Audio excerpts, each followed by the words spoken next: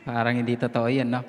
Amen. So for this morning po, kung kaya pa pong tumayo, kung wala pong arthritis, sorry po, kung wala pong nararamdaman sa likod, please stand up po and let's read our Bible in the book of Luke chapter number 10. Isang verse lamang po at dito po tayo magdudwell sa ating pong pag-aaral. At sana po dala natin yung ating pong mga Bible. Amen? Dala nga po ba? Parang ayaw ng iba. Amen. Ayaw ng iba. Verse 42, sabayan niyo po ko sa inyo pong mga mata at aking pong babasahin. Sabi ng Bible, but one thing is needful, and Mary had chosen the good part, which shall not be taken away from her. Tayo po ay manalangin. Ama naming Diyos na makapangyarihan sa lahat, Lord, thank you Lord for this wonderful day na inyo pong pinagkaloob sa amin. Salamat Lord dahilan ng isa pong layunin ng inyo pong pamamaraan ay kami po ay magtagpo sa ganito pong sitwasyon, sa ganito pong lugar na para sa aming pong buhay ay mapagtanto namin Panginoon na ikaw yung Diyos na mabuti sa aming pong buhay. So Lord, i-ready nyo po ang puso ng bawat isa at alam namin Panginoon na ikaw po ay kikilos sa aming pong kalagitnaan. Patawad, Panginoon, sa aming pong kayabangan, sa aming pong kasalanan na nagawa sa inyo pong harapan. Kaya sa umagang ito, Panginoon, ang aming pong panalangin, Panginoon, ay linisin niyo po ang aming pong puso at isip upang ito ay huwag magkaroon ng tinatawag na sagabal at ito ay makaabot sa inyo pong trono, Panginoon. Lord, for without you, we can do nothing. He must increase, but I must decrease. We thank you, we love you, Lord, in Christ's name. Amen and amen. Be seated, please. Luke chapter 10 ay marami po itong story. Luke chapter 10 verse 1 to 24. This is talking about Jesus sent out the 72 disciples. Akala kasi natin 12 disciples lang ang meron yung Panginoon. Pero in this scenario, Luke chapter 10 is talking about Jesus sent out the 72 disciples. Ating pong assignment yan, mamaya pag-uwi natin o mamayang gabi, na sila po ay 72 disciples ng Panginoon at sila ay pinadala, isinend out ng Panginoon. Next, in verse 25 down to 37, isa pong lawyer ay nagtanong sa Panginoon at sabi ng Panginoon, mahalin mo ang iyong kapwa, mahalin mo ang iyong neighbor kagaya ng iyong pagmamahal sa sarili. So yan yung mga halimbawa. That's why in verse number 38 to 42 na binasa po ng ating pong scripture reader, dito naman po ngayon nakapaloob ang story po ni Mary and ni Martha. Now sa ganito pong senaryo, kung titignan po natin at iisa-isahin natin yung mga ilang bagay, verse number 38 sabi ng Bible, Martha invite Jesus para sa kanila pong bahay. Verse 38, let me read to you. And it came to pass as they went, and he entered into a certain village, and a certain woman named Martha received him into her house. So yung ating makikita in verse number 39, and she had a sister called Mary, which was also sat at Jesus' feet and heard his word. But ito yung kakaibang nangyari, verse number 40. But Martha was cumbered about much serving, and came to him and said, Lord, dost thou not care that my sister had left me to serve alone? Bid her therefore that she help me. And answering and said unto her, Martha, Martha, thou art careful and troubled about many things. Ito po yung gusto kong verse talaga. Verse number 42. But one thing is needful, and Mary had chosen the good part, which shall not be taken away from her. Para hindi po tayo po magkaroon ng kalituhan, iyaan niyo pong ibigay ko po ang puntos o ang title ng ating pong pag-aaral. Amen? Sabing gano'n ang ating title, Choose Our Time Wisely to be Thankful. Okay? Hindi pa tayo tapos sa senaryo at sa ating pong tema ng ating pong simbahan na patukoy ang ating pong pinapag-aralan sa buong buwan about sa pasasalamat. Okay po? So huwag po kayo mag-alala, hindi po yan magiging madiin. Ito lang po ay mga ilang halimbawa sa buhay po natin na ano nga bang buhay ang meron tayo. Makikita natin kung tayo nga ba ay kagaya ni Martha o tayo nga ba ay kagaya ni Mary. Tingnan po natin yung mga bagay po na yan. Alam niyo po, dito sa story na ito, maganda naman yung kanilang tinatahak ng kanilang pong buhay eh. Etong si Martha ay busy sa ginagawa niya At ito namang si Mary ay busy din pero para sa Panginoon. Okay po? So makikita natin sa senaryo po na yan, maybe some of us ay kagaya ni Martha. And maybe some of us ay kagaya ni na Mary. Pero alam niyo po, kung sa usapang busy, lahat naman tayo busy. Tama po? Lahat may trabaho. Lahat may pag-aaral. Minsan nga, busy matulog eh. Busy mag-cellphone, busy makipagdaldalan, busy gumawa ng mga bagay-bagay. Ano po talagang sa usapang busy. Minsan nga, invite mo sa church, ang sasabihin, hindi, busy ako eh. Pero kapag tapos ng church, siya mo makikita, nandun sa harap ng bahay, nagbibilang ng barya. Okay, naghihintay ng mga taong pupunta sa kanya. Kita po natin, so sa ganong senaryo, sometimes we are busy, pero madalas sa buhay natin, nagbibisi-bisihan lang tayo. Ito po yung nakakalungkot na senaryo na ating pong makikita na sa usaping pagpili ng oras ay nandito po yung tinatawag na dalawang senaryo. Ito ay negative at ito ay positive. Yung buhay ni Martha, okay naman eh. Kasi may ginagawa naman siya eh. In-invite niya nga yung Panginoon sa bahay nila eh. Okay naman, maganda naman yung senaryo yung ganun eh. Pero ang importante dito is this. Kahit anumang bagay ang gawin natin, kung hindi rin tayo malapit sa Panginoon, baliwala din po yun. Kahit na tayo ay maging workaholic, sabi nga ganon, kahit tayo ay maging addict tayo sa pag-aaral, gumawa tayo ng alam niyo ba, kahit gumawa tayo ng ministry, pwede tayo maging busy sa mga bagay na yun eh. Pero ang pinaka-importante yung malapit tayo sa Panginoon. That's why yung ating pong title is, Choose Our Time Wisely to be Thankful. Amen? Kaya sa ating pong pag-aaralan ngayon, na dapat po nating makita yung mga ilang bagay. Sabi ng quotation is this, sometimes it's good to be busy, but sometimes Satan uses busyness to distract us from choosing the part and forget about God. So ibig sabihin pala sa ganitong senaryo na binibigyan tayo ng puwang ng dyablo, binibigyan tayo ng mga pamamaraan ng kalaban upang tayo ay masyadong maging busy sa ating trabaho, masyado tayong maging busy sa pag-aaral natin, masyado tayong maging busy sa mga bagay na ginagawa natin at nakakalimutan na natin yung bagay na dapat nating piliin sa ating pong buhay. Ano yung sabi ng verse number 42? But Mary had chosen the good part which shall not be taken away from her. So sa ganyang pong bagay, sabing ganon, today let's check ourselves and ask ourselves. Ito po yon. In what part of life do I get busy and forget about God? Saan nga bang parte ng ating pong buhay na tayo ay nagiging busy?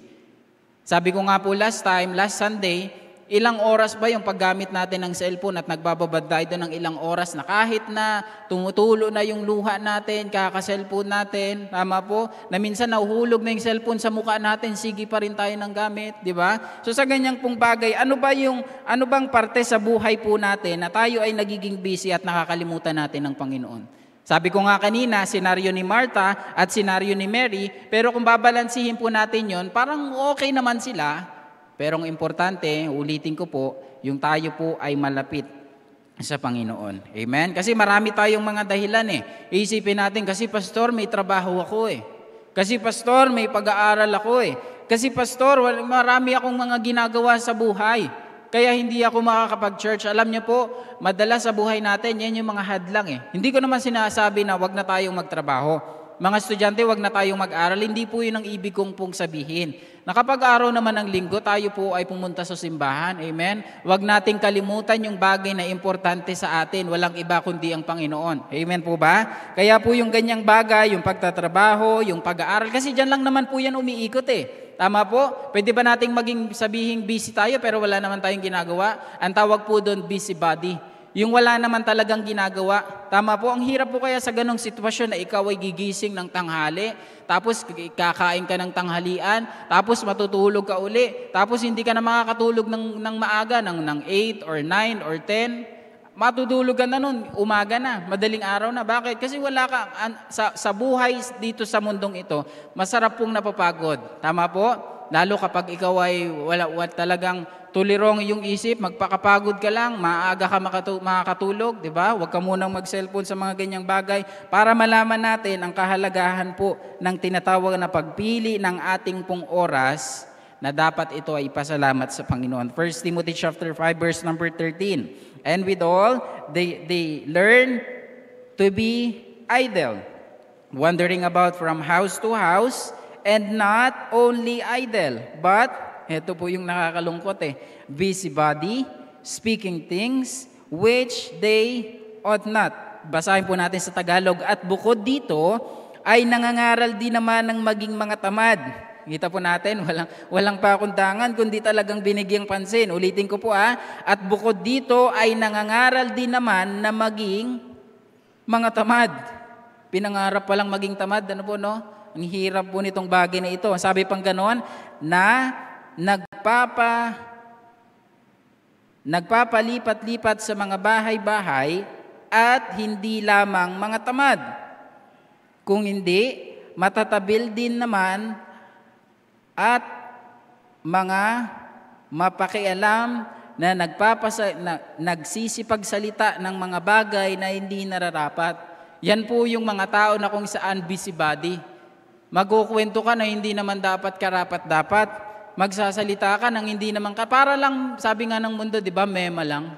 May masabi ka lang, di ba? Para lang ikaw ay sikat sa isang grupo kasi magkukwento ka ng kahit na ano na lang. Yan po yung danger kapag tayo po ay wala pong ginagawa. Lalo po, patukoy po sa tinatawag para sa Panginoon. Kaya wag po tayong masyadong mag-abala. Amen? Wag po tayong masyadong maging busy sa mga bagay dito po sa sanlibutan upang hindi po natin makalimutan ng Diyos. Amen po ba? Kaya sa ganyang pong bagay, hayaan niyo po na ibahagi ko po this morning. Let me share to you some thoughts about choose our time wisely to be thankful. Alam niyo po sa aming pag-aaral sa Bible School, kahit po kami po ay tapos na, si Pastor Jolan at ang aking mga classmates, nandun pa rin yung aral Meron kaming pages dati, sabing ganon, sa quotation na yon, life is like a cafeteria. You can choose what you want, but you will pay for it. Tama po? Kasi kung ano man yung pipiliin natin sa ating pong buhay, pagbabayaran din natin yon. Kung mahilig tayong kumain, tayo din yung magsasuffer niyan. Tama po, di ba? Kung mahilig tayo sa mga matatamis na mga pagkain, tayo rin magsasuffer niyan. Kung mahilig tayo sa mga maalat na pagkain, tayo rin magsasuffer niyan. Kung mahilig tayong magpuyat, bilangin lang natin, mga ilang taon lang lumipas, mararamdaman natin yung mga pagpupuyat, yung mga pag-aabuso ng ating pong katawan. Amen? Kaya sa ganyang pong bagay, sabing gano'n ng ating pong quotation, life is like a cafeteria. You can choose what you want, but you will pay for it. Pagbabayaran natin lahat ng ating pong ginagawa. Ito man ay mabuti at ito man ay masama. Lahat po ng yan ay ating pong pagbabayaran. Hayaan niyo pong basahin ko po ang ating pong pag-aaral. You can choose to be in the church or choose not to be in this church. Pwede kang nasa loob ng simbahan, pwede kang magsimba, at pwede ka rin namang mag-isip na wag ka na lang magsimba. Pwede mo ring sabihin na ikaw ay maging mapalapit sa Panginoon, pwede mong piliin na ikaw ay close sa Panginoon, pero pwede mo ring piliin na ikaw ay mapalayo sa Panginoon. Alala natin yung story ng prodigal son. Kung tutuusin, dapat siya nandun na siya sa lugar na kung saan meron sa kanyang tatay. Pero nung mas pinili niya pa, yung far country. Okay po? Kaya sa ating pong buhay, pwede nating piliin yan. Tayo ay mapalapit o mapalayo sa Panginoon. Choose natin. Pagpipilian natin yan. Pwede rin sa ating kalagitnaan ngayon, pwede nating piliin na tayo ay makikinig o tayo ay hindi makikinig. Okay po? Kasi every time sa ganito pong bagay, kapag wala tayong natutunan, ibig sabihin hindi tayo nakikinig. Okay po? Kaya napakahalaga ng pakikinig. Sa ating pong sitwasyon ngayon, sa ating pong oras na ito, nandito na lamang tayo, nag-effort ka ng maligo, nagbihis ka na lang, huwag ka naman na mag-cellphone, makinig ka naman na sa mensahe ng Panginoon. Amen? Kahit takpan mo na lang yung mukha ko kung ayaw mo kong makita, basta makinig ka lang sa salita ng Diyos, yun yung mahalagang bagay. Okay po? Kaya sa ating pong pagpapatuloy, ito pa, you can choose to be thankful or choose to be ungrateful. Okay po? Kaya sa ganyang pong bagay, nasa atin po yung pagpili. Okay po? Hindi naman pwedeng sabihin, oy, piliin mo itong ganitong bagay. Dapat yan yung gawin mo. Hindi naman tayo ginawa ng Panginoon na robot Binigyan niya po tayo ng free will na kung saan pagpipilian natin. Di ba sabi ng Bible, kung sino man ang manampalataya ay hindi mapapahamak bagos magkakaroon ng buhay na walang hanggan. So nasaan doon yung pagpipili? Nandoon mismo sa salita ng Diyos. Kaya sa umagang ito, pwede nating piliin kung makikinig ba ako, kung ako ba ay merong matututunan, kung ito ba ay i-apply ko sa aking pong buhay. Choose our time wisely. Let me give you the first point. Our time with the Lord is valuable. Our time with the Lord is valuable. Ibig sabihin, mahalaga. Okay po? Yung oras na dapat para sa Panginoon, mahalaga po yan. Tama po? Hello, nandyan pa po ba kayo? May lakas pa po ba? Kaya po ba nating tumbling lahat tayo? Huwag naman. Ayan, kinukuha ko lang po ang inyong attention kasi yung iba nakasimangot na agad sa akin. Ang aga-aga pa naman, 11:21 pa lang. Diba? Siguro naman, kahit nakaamoy lang kayo ng kape o nakakita kayo dito sa likod na may tinapay dyan, okay na siguro. No? Ano po, no? Kaya wag muna pong matutulog, please.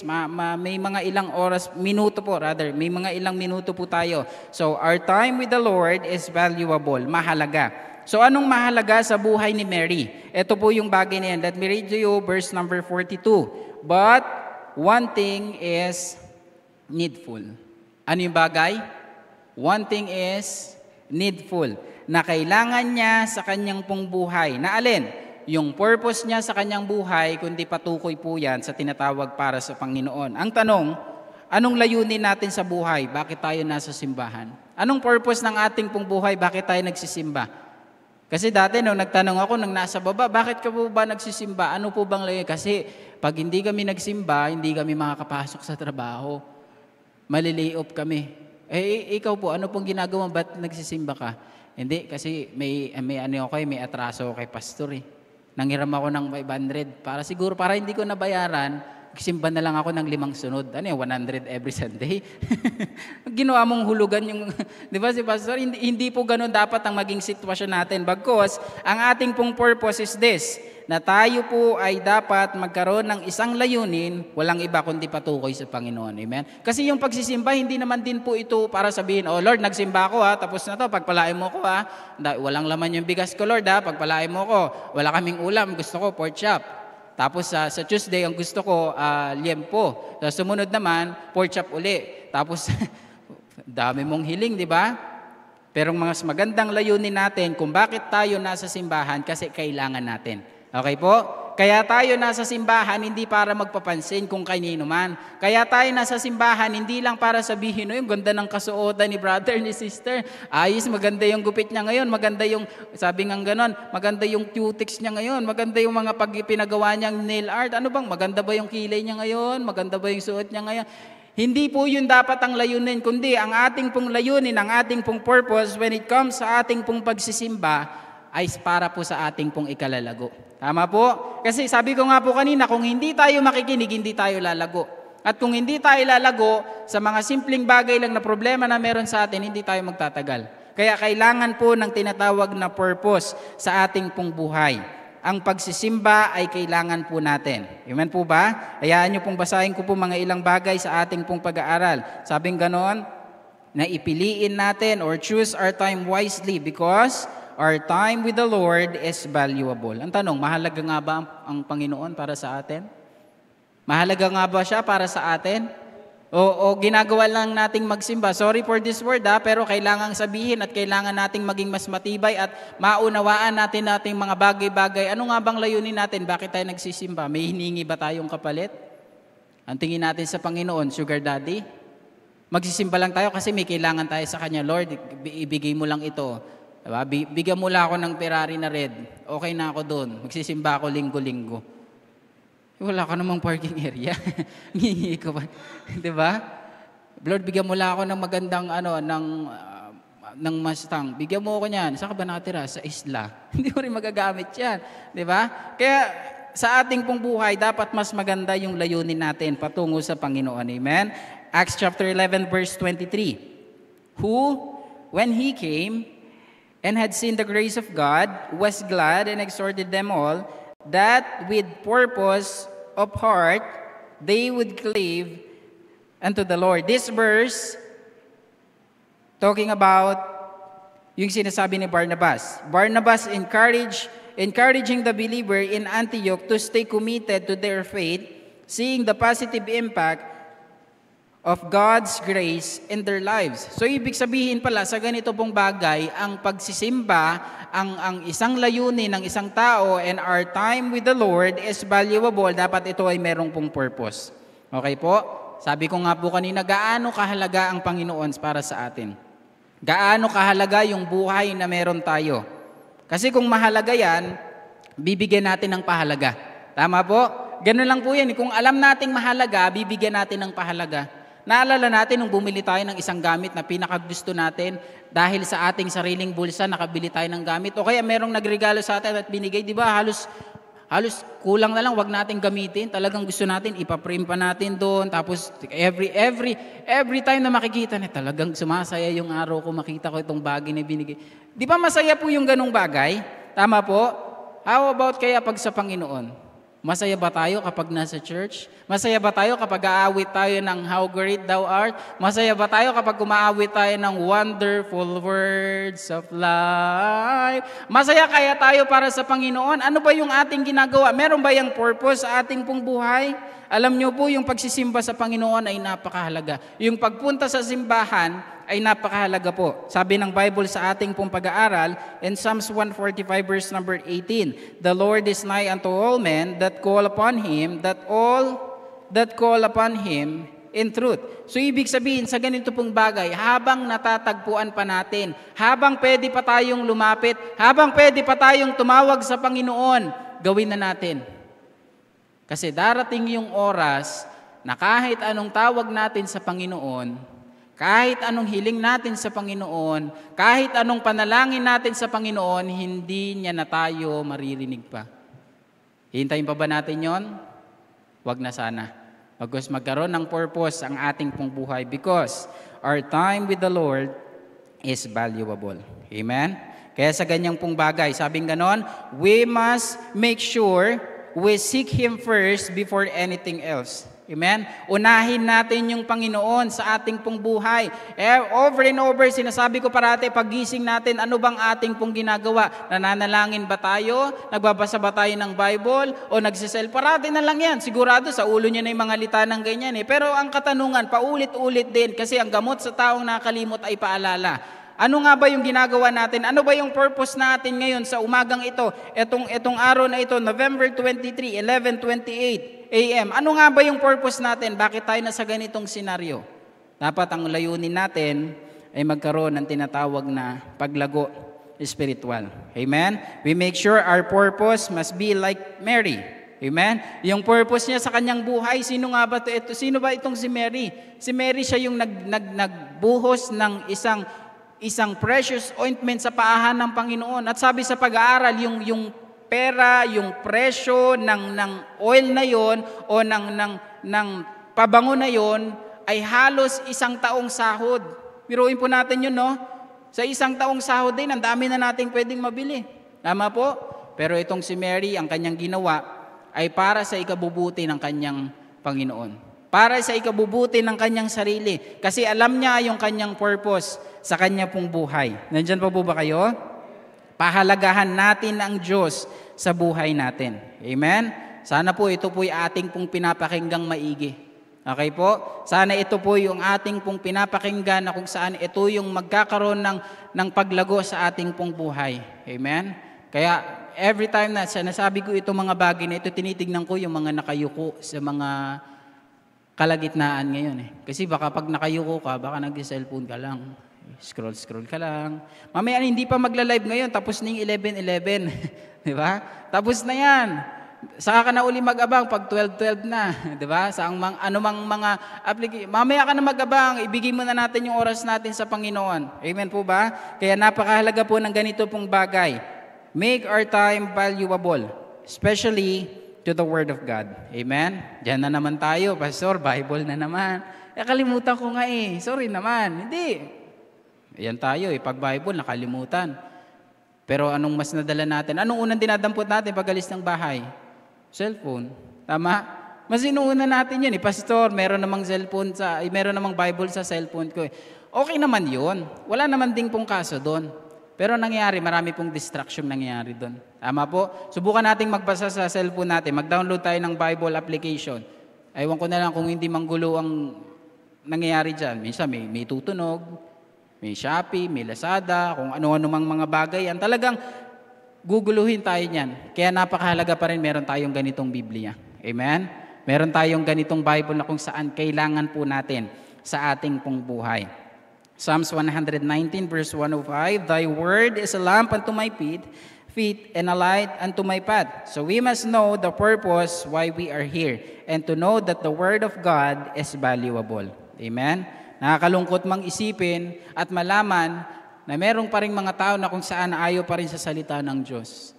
Nakakalungkot mang isipin at makita na sa ganitong bagay, ang pinaka-importante salita ng Diyos pero iniiwan yung Bible.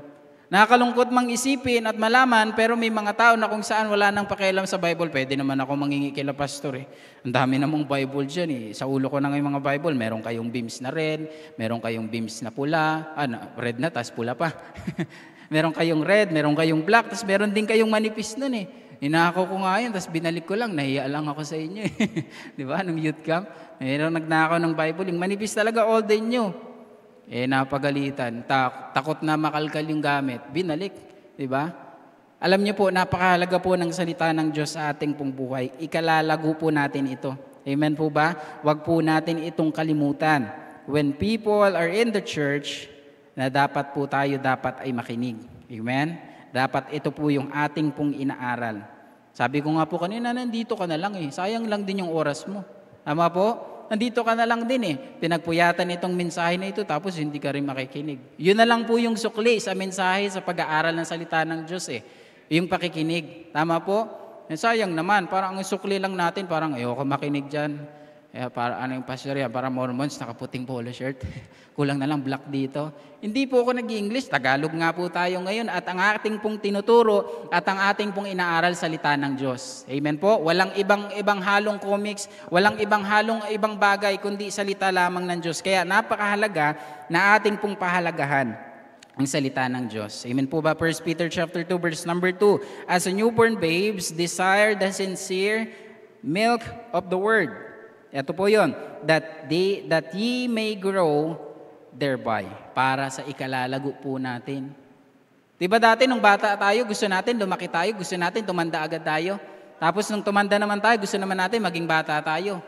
Merong pong kalituhan eh. Pero mas maganda po sa ating pong spiritual, na yung ating pong paglago ay tuloy-tuloy. Ama po, sabi ng Bible na meron tayong desire, kagaya ng isang gatas, desire the sincere milk of the word, that ye may grow thereby. If we have a valuable time to God, we will grow spiritually. Amen? Ito po yung problema. Gusto nating lumago yung blessing, pero hindi naman natin din pinapalago yung ating pong spiritual. Tama po? Kasi nakakonektado po yan. Hindi pwedeng sabihin pinagpala ka ng Panginoon, pero sa spiritual naman parang lagpak ka. Pwede mo bang sabihin na ikaw ay pinagpala ng Panginoon sa maraming bagay pero ang iyong spiritual ay walang sinabi? Sabi nga ng mundo, sabi ng mga kabataan, sabi nga, wala kang bitaw. 'Di ba? Walang sinabi. Bakit? Mas malakas pa si physical kay spiritual, 'di ba? Kung sa usapang spiritual versus physical, ilang oras kaya tayo natutulog? Pero pagbasa ng Bible, isang verse lang, tapos wala na, sasarado na. Ginagawa na nating sleeping pills yung Bible. Ama po, dati nung Bible student kami, pinabasa namin ganyan, basa kami. Sabi ng aming teacher, basahin nyo itong ganitong chapter, tapos ipaliwanag nyo sa amin. Hindi pa man natatapos yung isang chapter, mamaya pumipikit, nantok ka, nantok tayo. Sabi mo, kay teacher natin, sabi mo, buksan natin yung aircon, tapos matulog na lang tayo. Di ba? Kaya sa ganyang pong bagay, mahalaga na ating pong alamin, na ating pong buksan ang salita ng Diyos. Tingnan po natin yung salita ng Diyos ay importante. Kagaya ni Mary, pinili niya yung bagay na importante. Our time with the Lord is valuable. We need to have a purpose. Kagaya ni Mary. Verse 40 and 41. But Martha was cumbered about much serving and came to him and said, Lord, dost thou not care that my sister had left me to serve alone? Bid her therefore that she help me. Ito po yung maganda. And Jesus answered and said unto her, Martha, Martha, thou art careful and troubled about many things. Ang kailangan natin, magkaroon ng tinatawag na purpose sa ating pong buhay. Secondly, point number 2, choose our time wisely to be thankful We made our time, kanina, maganda eh. Dapat may purpose. Pero dahilan walang purpose ang buhay natin, kabaligtaran naman. Ito po, we made our time vulnerable. Or in Tagalog, pinapahina. Paano nagiging mahina yung oras natin para sa Panginoon? Let's see. Sa buhay ni Martha, masyado siyang abala sa mga bagay-bagay. Yan yung sinasabi ng verse 40. Pero nakakalimutan niya ang pinaka-importante sa kanyang pong buhay. Ano pong tawag doon? Panginoon. Sabing ganon sa ating pag-aral, verse 40, but Martha was cumbered about much serving and came to him and said, Lord, does not care that my sister hath left me alone to serve alone? Bid her therefore that she help me. Kung tutuusin, kung titignan natin, maganda naman din yung ginagawa hakbangin na meron. Kumbaga, di ba, busy nga si Martha dito eh. Di ba siya ngayon nag-invite sa Panginoon? Di ba sabi niya nga, Panginoon, baka pwede kang pumunta sa bahay. Gagawa ko ng mga lutong gusto mo. Anong gusto mong pagkain? Gagawin ko yan. Pero ito'y nangyari. Dahilan mali ang purpose, dahilan mali ang ginagawa ni Martha para sa kanyang buhay, at masyado siyang nagiging busy, at ito ay nauuwi sa tinatawag na lazy. Sabing ganon, busy to be lazy. Ito po yung nangyayari sa buhay ni Martha na ating pong nakikita ngayon. Ephesians chapter 5 verse number 16. Redeeming the time because the days are evil. Sa buhay ni Martha, ang kakaiba doon, hindi niya alam kung anong dapat niyang gawin para sa Panginoon. Gumawa lang siya ng gumawa. Pero wala siyang aim para sa Panginoon. Ano nga bang ginagawa ko? Bakit nga ba ako nagluluto? Bakit nga ba ako gumagawa ng napakaraming bagay pero nakakalimutan ko maging malapit sa Panginoon? Yun po ang nangyayari kapag tayo po ay masyadong focus at tayo ay masyadong busy sa mga bagay-bagay. Nakakalimutan natin yung kagaya ng ginagawa ni Mary, na siya ay malapit sa Panginoon, pinapakinggan niya kung ano man yung sinasabi ng Panginoon, kaya yung ating pong oras ay nagiging mahina because we don't priority God. We don't priority ang Panginoon sa ating pong buhay. Amen po ba? Kaya sa ganyang pong bagay, if we're not careful using our time, the world will dictate what we'll be busy with. Ibig sabihin, kung tayo ay hindi magiging maingat sa oras na meron tayo, ang mundo, ang dyablo ay magdidikta sa buhay natin para mawala ng baling o mawala ng paningin o mawala ng atensyon na dapat yun ay para sa Panginoon. Napapalitan niya ng masyadong mga maraming bagay. Ito lang, bigyan ko po ng mga simpleng bagay, kagaya ng pagtulog. Tutuusin, masarap naman talaga matulog eh. Diba? Kapag sumandal ka ngayon dyan sa upuan na yan, tapos pumikit ka lang, sabi mo, hindi, nakikinig lang ako. Pero mamaya, wala na, patay na pala yung ilaw. Diba? Nagsialisa na pala. Diba? Pero kung tutuusin, masarap pong matulog, di ba? Sino pong gusto po parating natutulog dito? Kunyari pa kayo. Di ba? Siyempre gusto nating, ayaw nyo matulog kahit mga ilang oras? Talaga? Mamatay? Di ba? Gusto naman natin talagang matulog. Eh. Tama po, pag galing natin ng trabaho, gusto natin. Minsan nga, ito yung problema, pag taas natin kumain, bibitik yung kinain natin, tapos dahan-dahang bibigat si mata, tapos mag-half day tayo. Sabi niya, Sir Jason, bakit alam niya yung nangyayari sa buhay ko? Di ba? Ganun yung nangyayari, di ba? Wala namang masama dyan. Pero kung matulog naman tayo, garapalan, grabe, higit 8 oras. Dinaig pa nating nagtrabahong matulog. Di ba? Sa mga ganyang bagay, ito simple lang eh. Pati po yung ating, hindi pa ako gutom ha, 11:40 pa lang, hindi pa ako gutom. Pero minsan, yung pag-oras natin ng pagkain, grabe din. Di ba dati, umaga, tanghalian, tsaka gabi.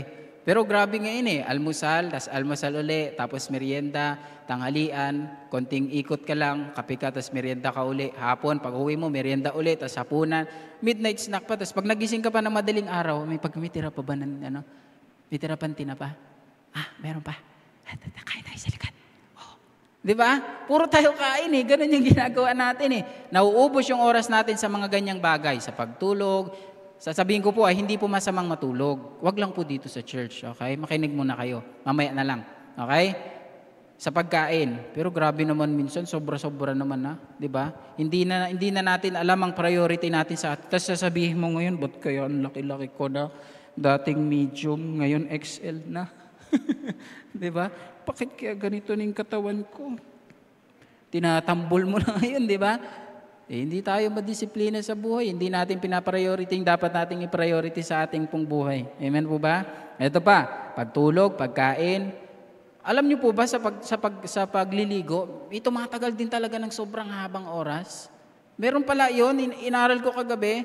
Sabi ko, may ganito pala, grabe kong maligo. Lalong-lalo na pala ito, kapag si cellphone ay pinasok sa CR, ay sigurado yan, tagal niyan. Diba? Alas 7 kang nagsimula, lalabas ka doon. Alas 9, alas 10. Diba? Grabe pala yun, yung pala yun. Tapos kakanta ka ngayon ang ginagawa ni Aljur, di ba? Kakanta ngayon, maganda daw yung ambience sa CR, talagang gaganda yung boses mo. Agayahin mo ngayon yung ginagawa ni Aljur, di ba? So sa ganyang mga bagay, hindi natin dapat yan i-priority. Pastor, wag na palang maligo. Hindi. Boss, grabe naman. Kaya naman nating maligo ng 10-15 minutes eh.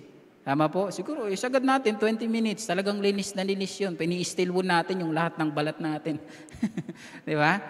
So, yung priority ang importante. Ito ba, madadaanan na naman natin yung paggamit ng cellphone. Okay, hindi na tayo masyadong tatagal kasi alam naman natin ginagawa na. Kilala natin kung sino tayo eh. Paggisingan natin, hawak natin yan. Nag-check tayo ng mga message, kung may ilang like ba, may nag-follow ba sa atin or something, mga bagay ng mga ganyan. Sa panahon ngayon, yung cellphone, meron na pong screen time, makikita natin yan. Makikita natin kung ilang oras tayo sa Facebook, Messenger, Instagram, YouTube, and manumang bagay yan. Makikita natin yung screen time natin. Mamaya check nyo po. Pero mas maganda i-priority natin, Panginoon pa rin. Ito pa yung isa. Medyo papasok sa pagiging spiritual, yung pagbabasa ng Bible. I wonder kung meron nang nakatapos ng Bible sa atin. Amen? Ilang taon na tayong saved pero hindi pa rin natin nabasa ang buo ang Bible. Pastor, may nabasa naman akong book. Ano yun? Pocket book. Hindi yun Bible. Diba? Dati nung high school ako, meron pa dati sa text e-book. Grabe nakabasa ako nun, dalawang basta yun na yun. Diba? Dalawang pamagat o dalawang story, yun. Diba? Pero I wonder kung tayo ay nakapagtapos na sa pagbabasa ng Bible. Amen? Alam niyo po, meron akong isang kaibigang pastor, sabi niya gano'n, sa loob ng isang taon, nabasa niya ang Bible for 40 times. Wow, sabi ko, grabe kang magbasa.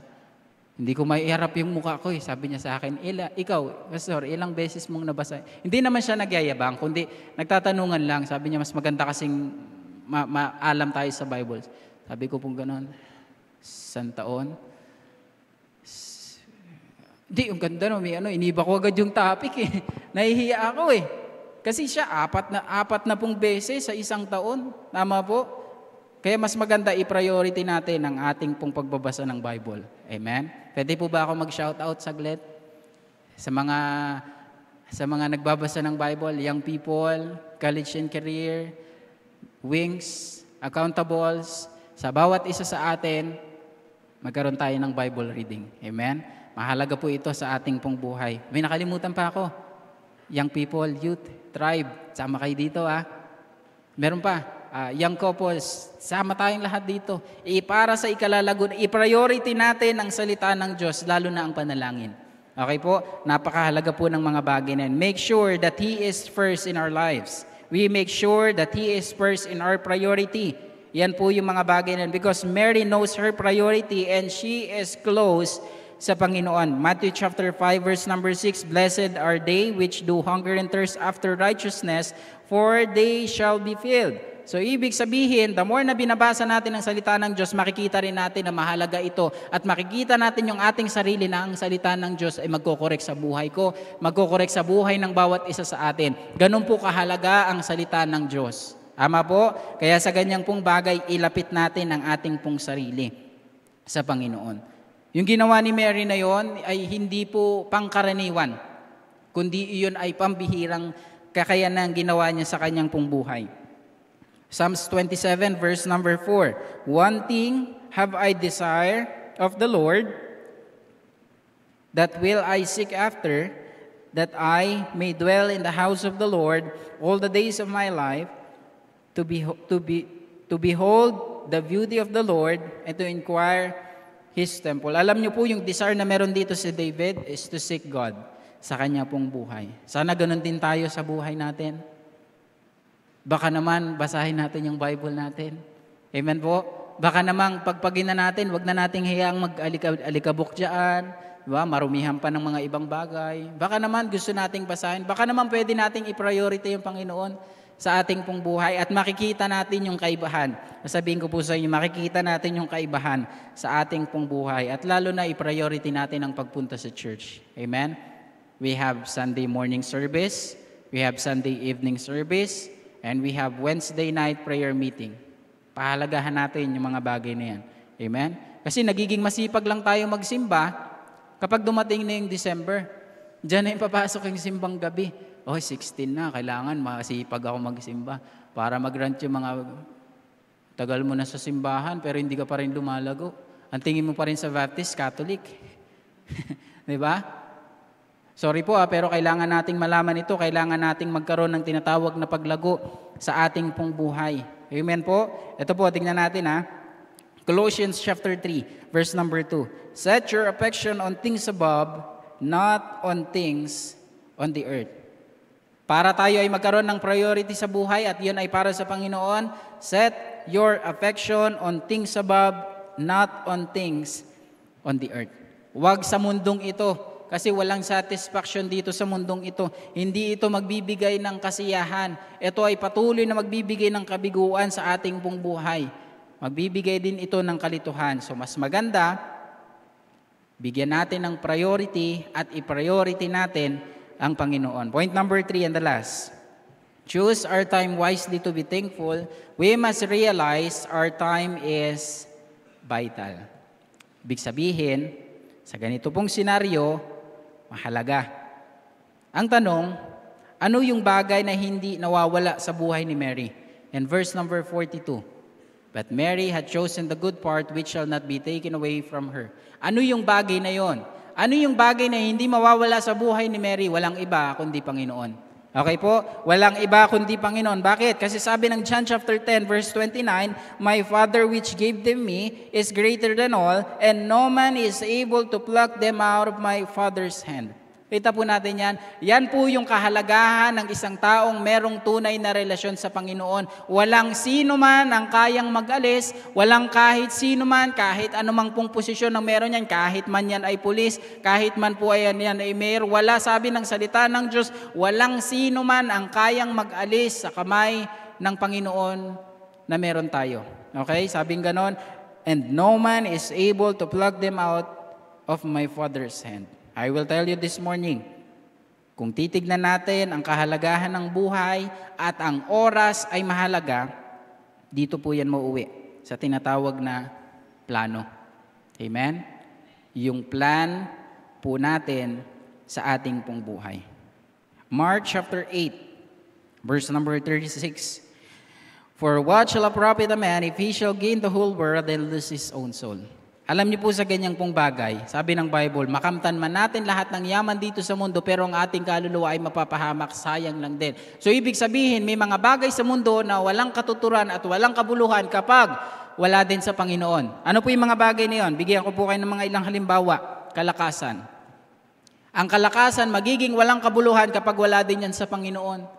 Tama po? Kasi kahit anong pilit nating magpalakas, kahit ilang beses tayong mag-gym sa isang araw, hindi pa rin tayo magiging malakas at ang kalakasan na ay lilipas at mawawala din. Okay po? Not only kalakasan, of course yung kasikatan. Kasi lahat gusto maging sikat Tama? Gusto lahat makilala. Pero yung kasikatan na yan, hindi yan tatagal habang buhay. Magiging walang kabuluhan din yung mga bagay na yan. Tama po? Yung mga sikat no mga 60s, 70s, ngayon hindi naman nakilala Tama po? So ibig sabihin, ang kalakasan at ang kasikatan ay magiging walang kabuluhan kapag wala din sa Panginoon. Ito pa yung isa, kayamanan. Magiging walang kabuluhan din yan kapag wala din yan sa Panginoon. Pansin natin yung mga mayayamang tao, kahit ang yaman nila, gusto pa rin nilang kumita. Pero nandun ba yung satisfaction sa kanilang buhay? Wala. Wala silang kakontentuhan sa buhay Kumbaga sa salitang kanto, humihiga sila sa pera pero wala pa rin doon yung kasiyahan. Bakit? Kasi wala sa plano nila na sila ay lumapit sa Panginoon.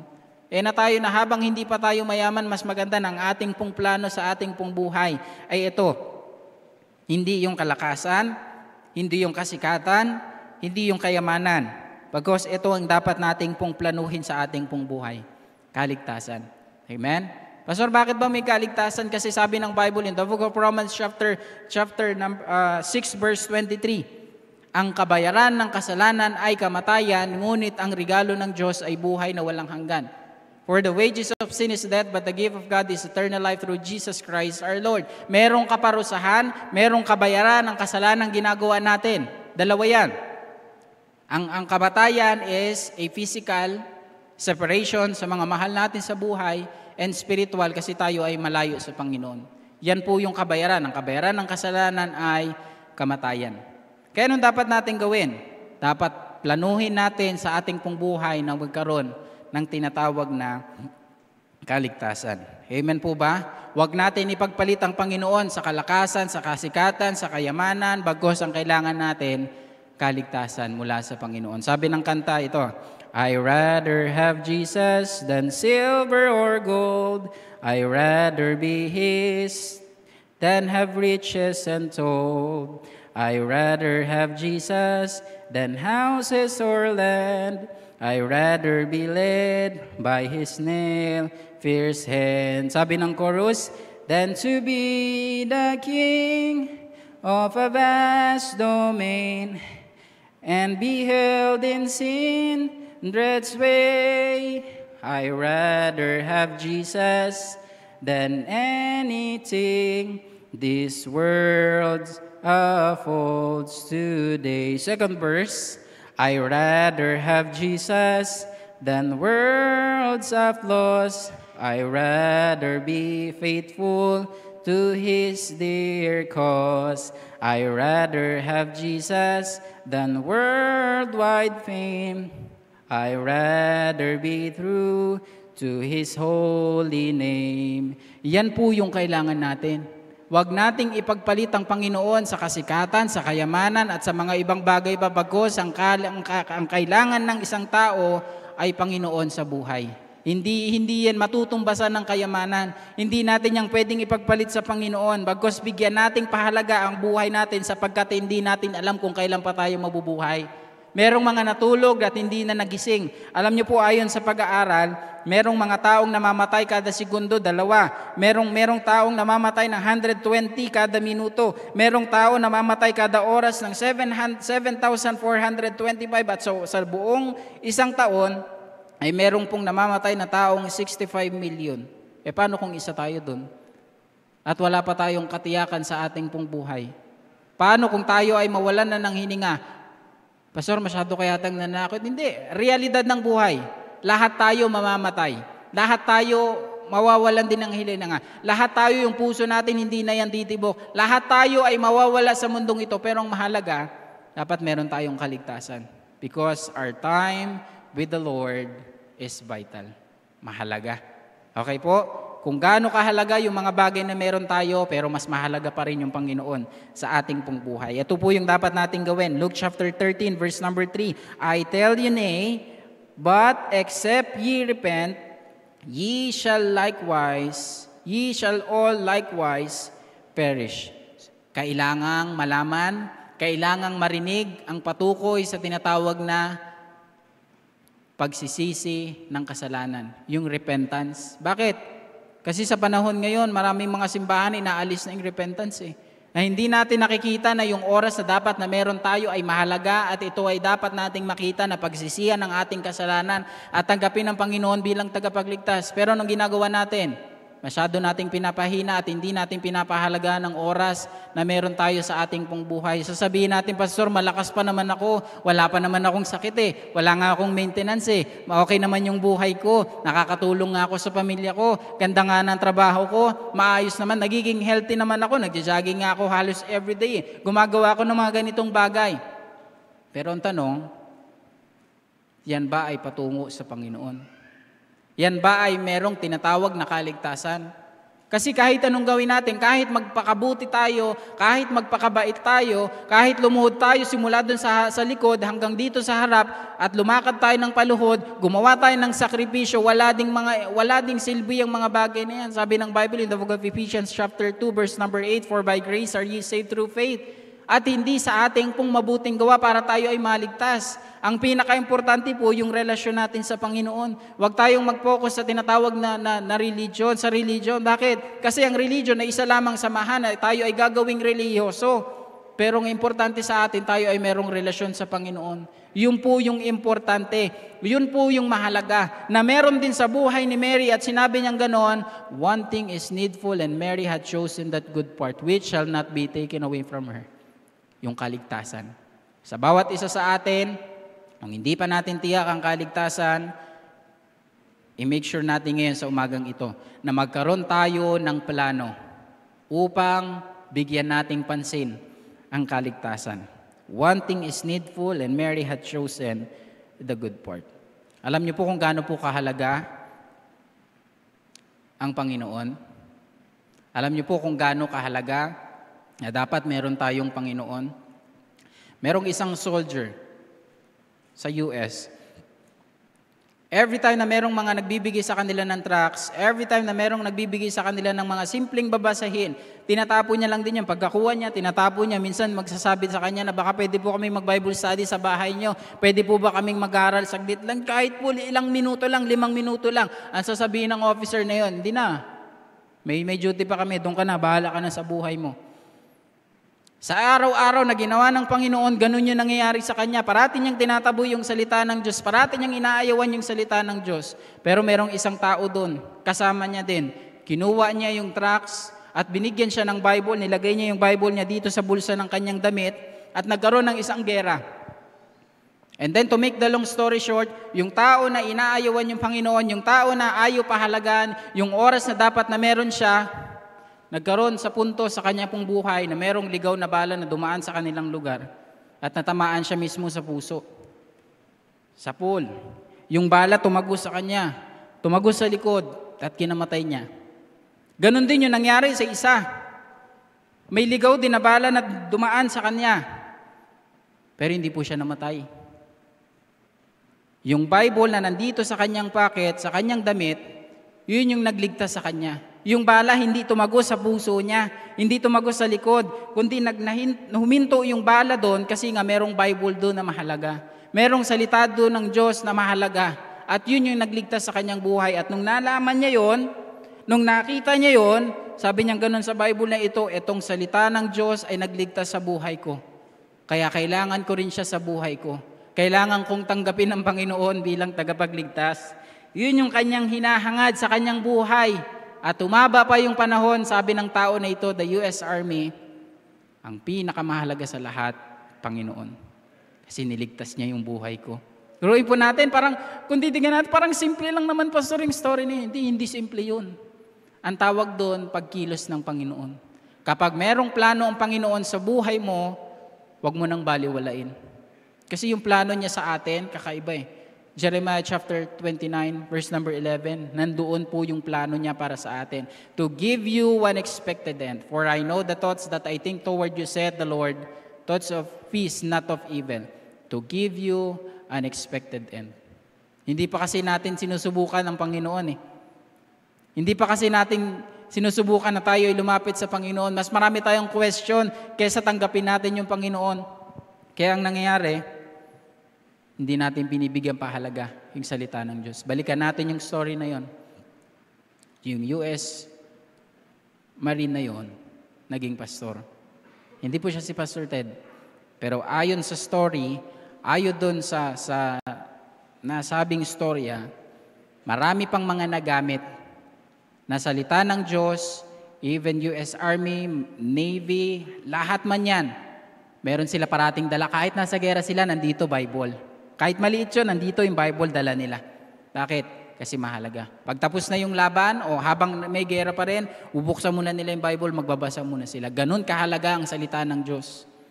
And back then, ang Amerika nagpapadala ng mga missionary all over the world. Pero ngayon, dito sa Pilipinas, tayo din ang mga nagpapadala ng mga missionary sa angmang lugar sa buong mundo na ito. So ibig sabihin, ang salita ng Diyos ay mahalaga. Anong dapat natin gawin? Pahalagahan. Amen po? Because Mary had a purpose, priority, and plan. And she could choose to use her time to be thankful. Tapusin po natin sa ating pong conclusion.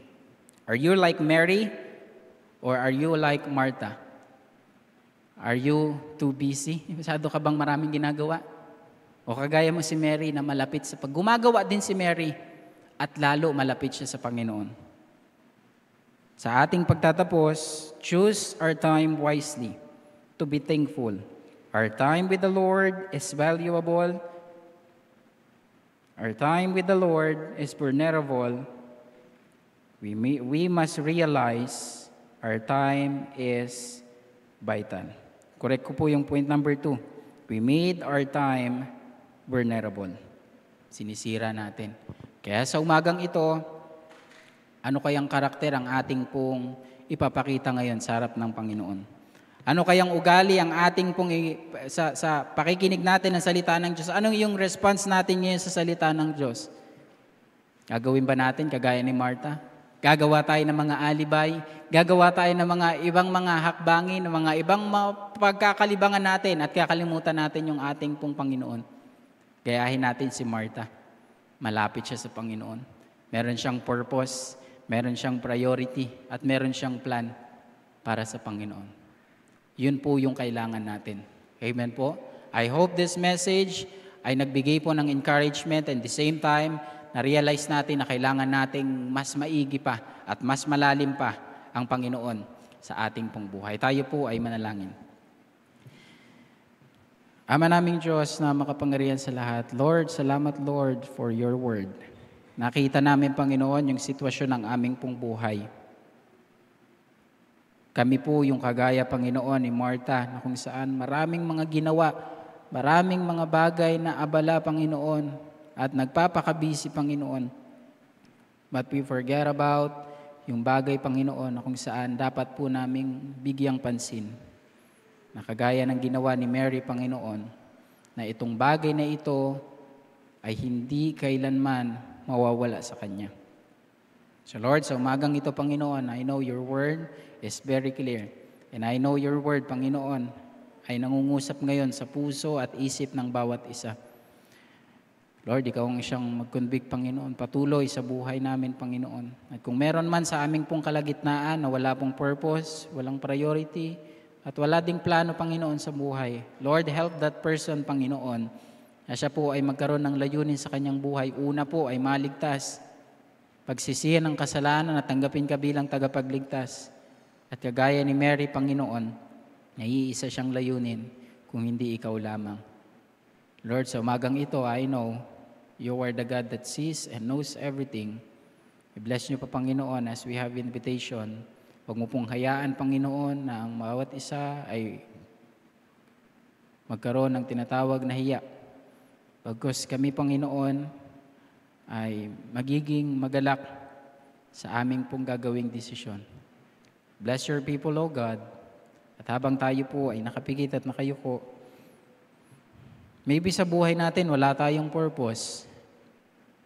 Masyado natin iisip yung mga bagay na gusto nating gawin. Pero nakakalimutan natin yung Panginoon sa buhay natin. Dalawang bagay lang yon.